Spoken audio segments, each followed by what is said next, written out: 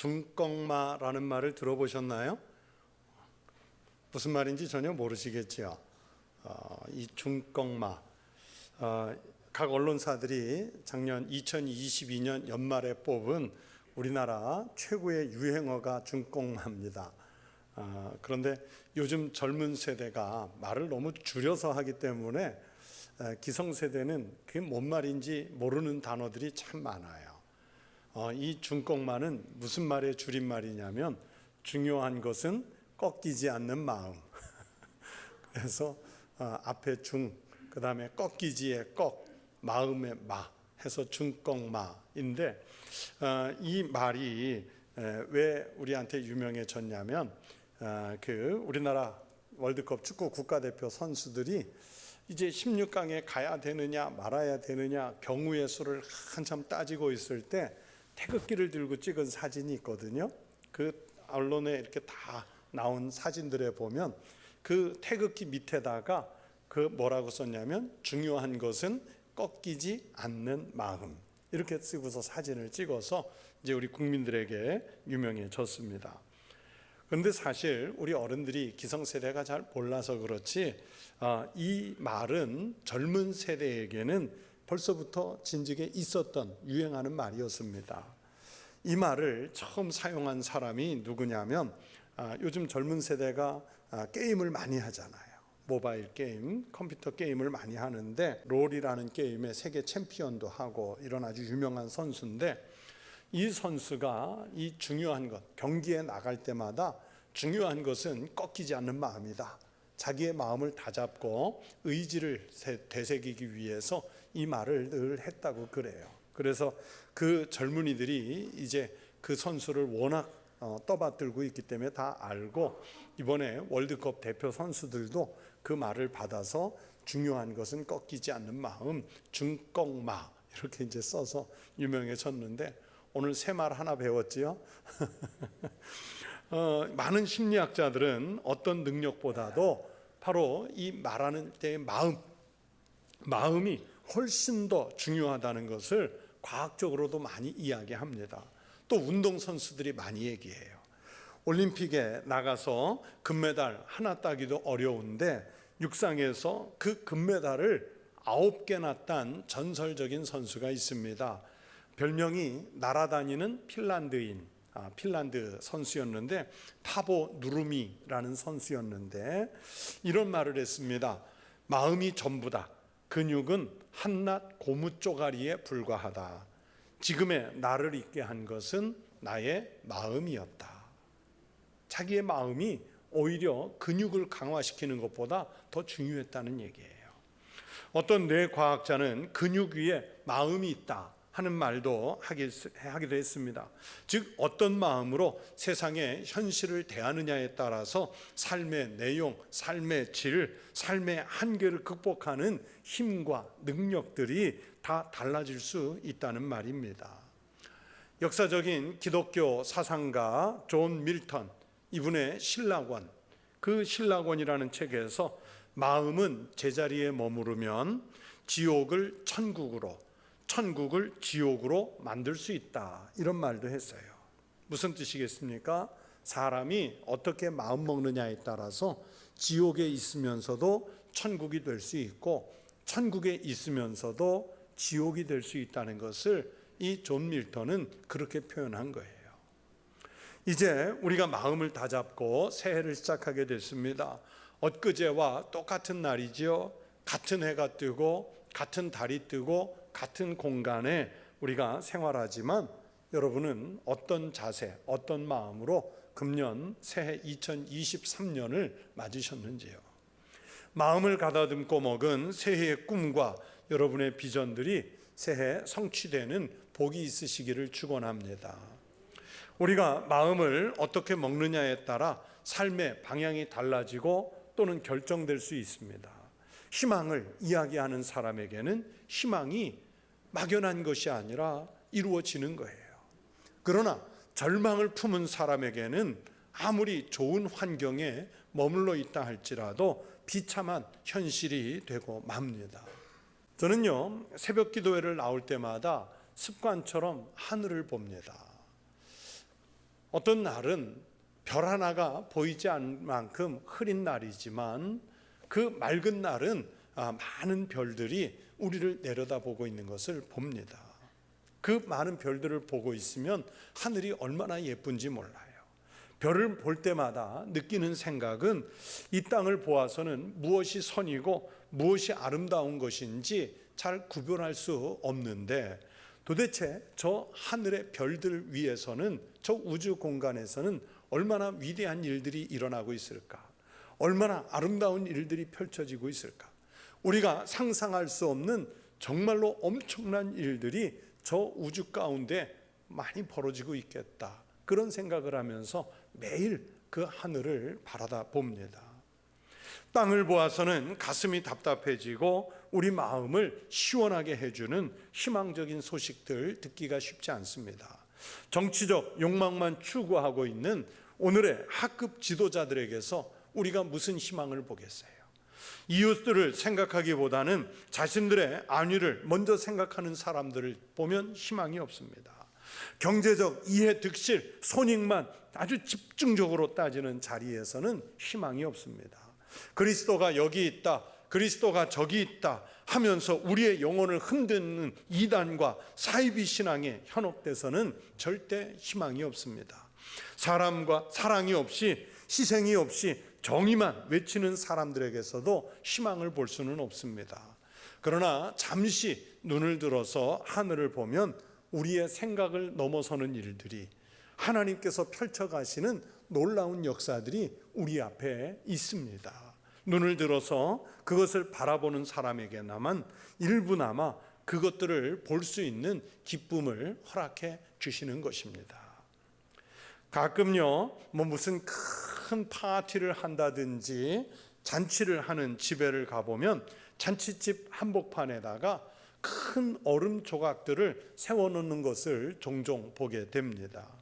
잔치가 시작되기 전에 갖다 놓은 그 커다란 얼음 조각이요, 잔치가 끝나갈 무렵이 되면 한두 시간 지나서 어느덧 형체를 알아볼 수 없는 그냥 둥그런 얼음 기둥으로만 남아 있는 모습들을 보게 됩니다.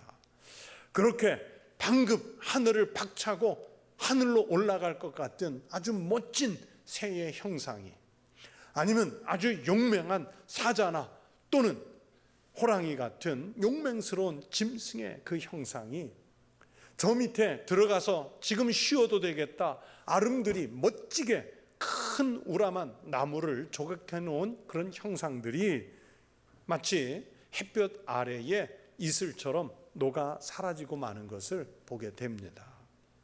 아무리 아름답게 얼음 조각과 호텔, 공원을 만들어 놓아도요, 여러분, 그것은 영원할 수 없습니다. 아니, 겨울 한철이 지나면 소용이 없는 거예요. 세상에서 우리 눈에 보이는 것이 아무리 아름답고 화려해 보이고 멋져 보여도요, 여러분, 결국에 그것들은 얼음 조각과 같아서 하나님의 따뜻한 햇볕이 드는 순간 다 녹아 없어지고 말 것들입니다.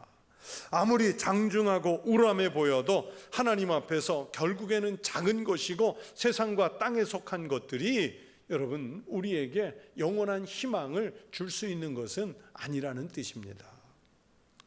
오늘 우리가 사는 세상에서는 희망보다는 마음을 아프게 하는 소식들이 더 많이 들려오지요. 각종 언론의 지면들을 장식하는 것들을 보세요. 경제적인 위기, 정치권의 치졸한 당파 싸움들, 외교적인 갈등과 국제 질서의 재편, 남북한 간의 이 계속되고 있는 위기와 갈등들, 심각한 노사 갈등, 세대 갈등, 직장에서 들려오는 이 불안한 구조 조정의 소식들, 입시의 고통, 윤리적인 타락과 무감각함들, 어느 것 하나 희망적인 소식을 속 시원하게 우리에게 주는 게 없어요. 그런데도 사람들은 아직도 미련을 가지고 이 세상에 희망이 있지 않을까? 사람이 바뀌면 희망이 있지 않을까? 이제 묵은 해가 지나고 새해가 오면 우리에게 희망이 있지 않을까? 그러면서 자꾸 우리는 희망을 찾아요. 사람들은요, 망각의 존재입니다. 사람이 바뀌면, 해가 바뀌면, 환경이 바뀌면 나아지지 않겠나, 이런 생각을 해요. 세상적인 방법으로 살면서 그렇게 여러 번 절망을 경험했으면서도 다시 희망을 만들 수 있을 것이라고 그 끈을 붙잡으려고 그래요. 불과 19살에 마케도니아의 왕이 돼서 대제국을 이루었던 알렉산더 대왕에 관한 이야기가 많지요. 그 중에 하나입니다. 여러분, 이 알렉산더는 왕 위에 오르면서 동서의 세계를 하나로 만들어 보겠다고 하는 웅대한 희망이 있었습니다. 이 꿈을 실현하기 위해 대원정의 길을 떠나기 전에 알렉산더 왕은 자기의 재산 전부를 신하들과 그리고 백성들에게 전부 나누어 줬다 그래요. 한 신하가 왕에게 물었습니다. 임금님은 왜 모든 보물과 재물을 신하들과 백성들에게 나누어 주십니까? 알렉산더 대왕은 대답하기를, 나의 보물 전부를 나누어 주고 있는 것이 아니다. 내가 가장 아끼고 있는 보물만큼은 끝까지 간직하고 있을 것이다. 그랬다고 그래요. 신하가 궁금해서 그처럼 임금님께서 아끼시는 보물은 무엇입니까? 하고 물었더니 알렉산더가 그 질문에 이렇게 대답합니다. 그것은 희망이라는 보물이다. 희망이라는 보물. 알렉산더는 그리스에서부터 이집트까지 이르는 대제국을 건설했지만 그러나 열병을 이겨내지 못하고 33살이라고 하는 아주 젊은 나이에 죽고 말았습니다. 그런데요, 여러분 보세요. 역사적으로 알렉산더보다 더 넓은 땅을 차지했던 제국의 왕이나 더 명망이 있는 왕들이 많이 있었지요. 더 오래 살면서 역사 속에 발자취를 남긴 제국의 왕들이 많았습니다. 그러나 누구나 다 그렇게 제국의 왕이 됐다고 해서 우리가 그들을 대왕이라고 부르지 않아요. 오직 알렉산더에게만 대왕, 알렉산더 대왕이라고 우리가 부르지 않습니까? 왜 그럴까요? 후세의 역사가들이 그를 대왕이라고 부르는 것은 그가 넓은 영토를 차지해서도 아니고 엄청난 지식을 세계 곳곳에 뿌렸기 때문도 아닙니다. 그가 전쟁에 나가면 전쟁을 할 때마다 반드시 승리하는 사람이었기 때문도 아닙니다. 이런 것들은 하나의 주변들이고 정작 중요한 것은 알렉산더는 자기가 다스리는 영토의 백성들에게 희망을 주었기 때문에 그는 대왕이었다. 역사가들은 그렇게 평가해요. 희망을 주는 사람이었기 때문입니다.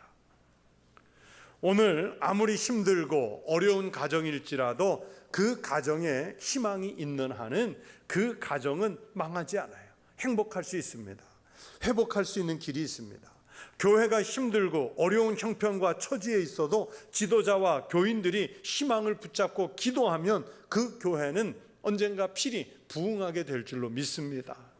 오늘 아무리 나라가 힘들고 어려워도 희망이 있는 지도자들이 일어나고 백성이 있고 나라의 구석구석에 혈관처럼 희망이 흐르면 그 나라는요, 어려움을 극복하고 행복함 가운데 일어설 수 있어요. 어느 가정, 어느 사회, 어느 국가라도 위기에 빠진 상황에서 절망하고 낙담만 하고 있으면 회복할 수 없습니다. 그러나 희망의 불씨를 놓지 않고 그 불꽃을 다시 사르기 위해 애를 쓴다면 그는 여전히 행복하고 희망이 있는 거예요. 특별히 그리스도인들에게 있어서 우리의 모든 희망과 소망은 예수 그리스도이신 줄로 믿습니다. 어떤 질고와 고난이 있더라도 예수 그리스도를 붙잡는 확고한 신앙이 있으면 우리는 이겨낼 수 있고 이 나라와 사회를 바른 길로 인도해 갈 수 있습니다. 그러나 아무리 상황이 좋고 밝아 보여도 예수 그리스도가 없는 교회, 예수 그리스도가 없는 사회, 예수 그리스도 없는 가정은요, 희망을 얘기할 수 없고 행복하지 않아요. 마틴 부버라고 하는 신학자는요, 하나님의 임재가 느껴지지 않고 역사에서 하나님께서 개입하신 흔적을 전혀 느낄 수 없는 그런 인생의 캄캄함을 가리켜서 하나님의 일식현상이라고 말했어요. 하나님의 일식현상. 여러분, 일식이 뭐예요? 지구와 태양 사이에 달이 들어와서 일직선으로 이 지구와 태양 사이를 가로막으면 일부분만 막으면 부분 일식, 전체를 막으면 온전한 일식이잖아요. 여러분, 이 일식 현상이 일어나면 아무리 밝은 대낮이라고 그래도요, 햇볕이 지구에 비치지 않기 때문에 환한 대낮에 어두워지잖아요. 우리가 일식을 가끔 보잖아요. 일식을. 이 마틴 부본 목사님은, 신학자는 그런 거예요. 예수 그리스도가 계시지 않으면 대낮이라고 그래도 해가 달 그림자에 가리워서 어두워지는 바로 이런 일식처럼 우리가 아무리 풍요롭고 행복해 보여도 그리스도가 없으면 결국 어두운 세상뿐이라 하나님 일식 현상이라는 거예요. 예수 그리스도의 오심만이 바로 이 사회의 희망이고 소망이라는 뜻에서 그 말씀을 하신 거예요. 어떤 사람들은요, 21세기의 과학 문명이 인류를 구원할 희망이라고 말합니다. 그러나 오늘 우리가 지금 21세기 현실에 살고 있지만 이 시대가 아무리 첨단화되고 문명이 발전했어도 과학이나 문명이 우리를 행복하게 하고 우리에게 희망을 주든가요? 요즘 스마트폰과 각종 첨단 기기, SNS의 발달로 세상이 다 통하는 것 같은데 오히려 사람들은 더 외롭다고 그러고 더 큰 고립감을 느끼잖아요. 그래서 요즘은 소통이라는 단어가 바로 이 21세기의 화두가 되었지 않습니까? 과학 문명의 발달이 사람들의 생활 자체를 조금 편리하게 해줄 수는 있겠지만 그게 우리의 행복을 보장하는 것은 아니에요. 이스라엘 민족은 그들의 역사 속에서 자주 캄캄한 한밤중을 사는 역사를 헤쳐왔습니다. 애굽의 포로로 잡혀서 갖은 고초를 경험했고 또 그 고통에서 벗어나기 위해 출애굽해서 광야길을 무려 40년을 헤매이지 않습니까? 열방들의 침노로 인해서 민족이 멸망하고 생명보다도 소중하게 여겼던 예루살렘 성과 그 성전이 함락되었던 적도 있습니다. 민족 전체가 포로가 돼서 끌려가거나 그 땅과 백성들이 통치를 당하는 수치를 겪었습니다. 이스라엘 민족은 그렇게 역사 속에서 어둡고 긴 터널을 지났고 아픔과 한밤중의 두려움을 삶의 자리에서 경험했던 민족이에요. 그래서 이스라엘의 역사를 돌아보면 편안했던 시절보다는 희망도 꿈도 활력도 찾을 수 없는 고통과 아픔의 시간들을 보낸 게 훨씬 길지 않습니까? 그런데도 그들은 그 고난의 역사를 이겨내고 오늘까지 살아남았어요. 더 강한 나라, 더 강한 민족, 더 큰 제국을 이루었던 나라들은 소멸됐는데 이스라엘은 남아있어요. 광야 생활이 끝나갈 무렵 하나님은 모세를 통해 말씀을 주십니다. 가나안 땅 입성을 눈앞에 둔 이스라엘 백성들을 향해 오늘 본문 29절에서 이렇게 말씀하세요. 이스라엘이여, 너는 행복한 사람이로다. 여호와의 구원을 너같이 얻은 백성이 누구냐? 그는 너를 돕는 방패시요 내 영광의 칼이시로다. 내 대적이 내게 복종하리니 내가 그들의 높은 곳을 밟으리로다. 여러분, 아무리 척박한 광야길을 걸으며 산다고 해도 하나님이 그들과 함께 하신다는 희망, 그리고 이스라엘이 안전히 거하며 야곱의 샘은 곡식과 새 포도주의 땅에 홀로 있나니 곧 그의 하늘이 이슬을 내리는 곳에로다. 이렇게 찬양하는 가나안 땅에 대한 희망이 있기 때문에, 하나님이 자기들과 함께 하신다는 희망이 있기 때문에 그들은 이 광야길에서도 절망하지 않고 소망을 붙잡고 이겨낼 수 있었던 거예요. 그래서 모세는 오늘 이 본문을 통해서 현재의 처지는 행복하지 않더라도, 지금은 절망적인 상황일지라도, 당장의 희망이 보이지 않더라도 이스라엘 백성 보고 뭐라고 말씀해요? 이스라엘이여, 너희는 행복한 사람이로다. 그렇게 말할 수 있었던 거예요. 사랑하는 성도 여러분, 일주일 전에 2023년이라는 새해를 맞았지만 지금 우리에게 들려오는 새해 전망들은 희망을 말하는 것보다는 마음을 낙담하게 하는 암울한 소식들이 더 많아요. 누구도 확실하게 2023년은 모든 것이 잘 풀릴 겁니다. 우리가 부자 될 겁니다. 다 건강해질 겁니다. 갈등이 해소될 것입니다. 이런 장밋빛 비전을 말할 수 있는 사람 아무도 없어요. 우리가 지금 살고 있는 이 시대는 불확실성의 시대 이지요. 이런 세상에서 세상적인 방법으로 말하는 희망은 늘 한계가 있고 한정적일 수밖에 없습니다. 우리는 우리가 예수 그리스도 안에 있음을 알고 우리가 희망을 품고 희망을 말해야 돼요. 누구 안에서? 우리 주님 예수 그리스도 안에서, 하나님 아버지 안에서 말해야 돼요. 이스라엘은 고난과 질고의 역사 가운데서도 희망을 잃지 않고 너는 행복한 사람이로다 하는 이 하나님의 음성을 들었습니다. 여러분, 느헤미야 8장에 보면 학사 에스라가 포로에서 이제 해방돼서 돌아온 이스라엘 백성들을 향해서 아침 일찍부터 시작해서 정오까지 하나님의 말씀을 읽어주고 해석해 주는 말씀이 있습니다. 그런데 지금 이 말씀을 듣는 백성들은요, 큰 폭우 가운데 있어요. 많은 비가 내리고 있습니다. 그리고 포로에서 70년 만에 이스라엘 백성들이 가나안 땅에 돌아와 보니까, 야, 포로로 잡혀갈 때하고는 다르게 뭐 땅이 기름져졌다든지 산업이 발달해졌다든지 자기네들을 압박하던 이방인들이 다 떠나갔다든지 그런 상황이 아니에요. 땅은 척박해졌고 성전은 무너졌고 성벽도 무너졌고 과수원의 그 모든 땅들은 피폐해졌어요. 거기에다가 지금 하나님의 말씀을 듣는데 긴 시간 큰 비가 내리고 있어요. 얼마나 참 불쌍한 모습입니까? 그런데 에스라 선지자가 그러면 그들에게 우리에게 희망이 있습니다. 당신들 한번 도시를 건설해 봅시다. 성전을 재건해 봅시다. 과수원의 과일이 열릴 것입니다. 우리의 경제가 부흥할 것입니다. 그런 얘기 하지 않아요. 에스라가 선포하는 설교의 내용들은 하나같이 뼈가 아픈 내용들이었어요. 설교자 에스라가 말씀을 통해 그들의 잘못된 죄악을 지적합니다. 아주 구체적으로 지적해요. 그들의 신앙적이고 윤리적인 삶의 질이 형편없음에 대해서 질타하는 그런 내용이었어요. 그런데 왜 그런 말씀을 들으면서 그들은 감격하면서 그 빗속에서 울었을까요?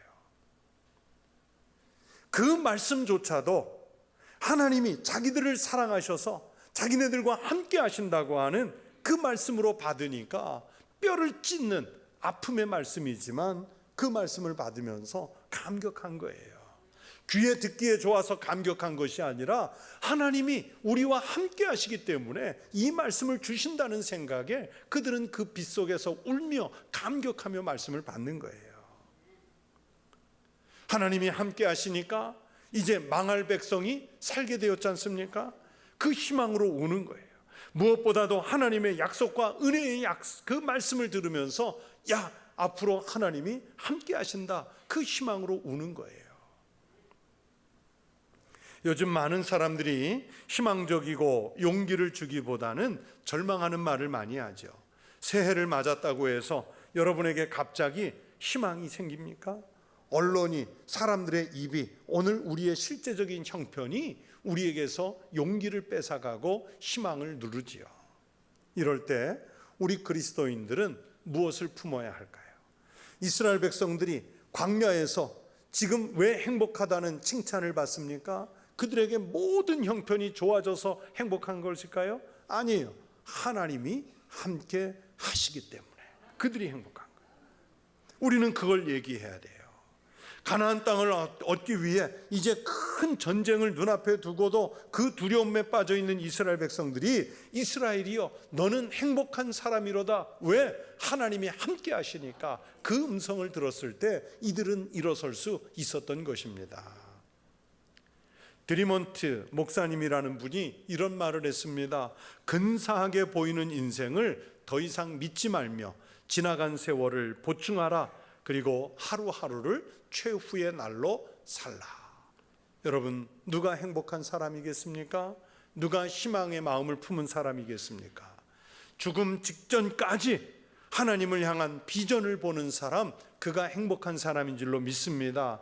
여러분, 우리가 죽은 후에 미련을 남기지 않도록 열심히 사십시다. 그게 희망입니다. 그렇게 열심과 최선을 삶을 살다가 하나님 앞에 갔을 때 하나님이 기억해 주시는 사람으로 살아가시기를 바랍니다. 새해 2023년에도 그리스도 안에서 희망을 갖고 신앙으로 행복한 삶을 살고자 하는 우리 성도들에게 하나님의 은혜가 넘치시기를, 하나님이 동행해 주시기를, 그래서 행복한 사람이 되시기를, 행복한 해가 되시기를 주의 이름으로 축원합니다.